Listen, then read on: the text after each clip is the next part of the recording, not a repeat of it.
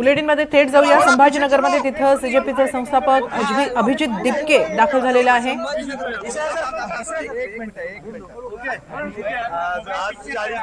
जवळपास 40 दिवसानंतर आणि एका लंब्या संघर्षानंतर मी माझ्या घरी आलो, याचा मला खूप आनंद आहे। आज जेव्हापासून इंडियामध्ये वापस आलो होतो तेव्हापासून आंदोलन चालू होते, आधी वेगळ्या वेगळ्या राज्यात चालू होते, नंतर मागच्या 36 दिवसापासून जंतर मंतरवर आम्ही बसलेलो होतो आणि त्या मेहनतीला कुठे ना कुठे यश आले।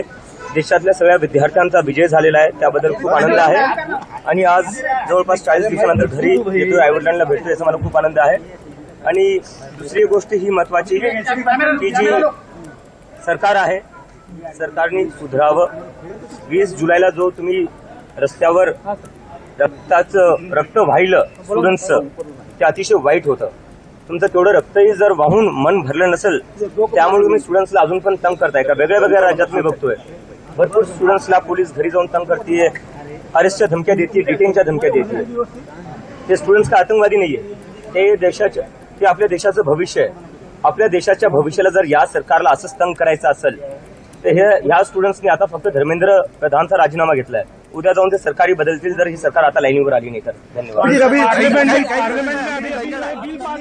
जंतर मंतरवरील आंदोलनानंतर दिपके महाराष्ट्रात आलेला आहे। घरी आल्याचा आनंद होत असल्याचं त्यानं म्हटलेलं आहे। संभाजीनगरमध्ये आलेला आहे, जवळपास 40 दिवसानंतर घरी येतोय।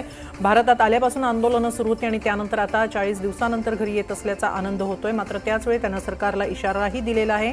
विद्यार्थ्यांचं रक्त वाहूनही सरकारचं मन भरलेलं नाही अशी टीका त्यांनी केलेली आहे।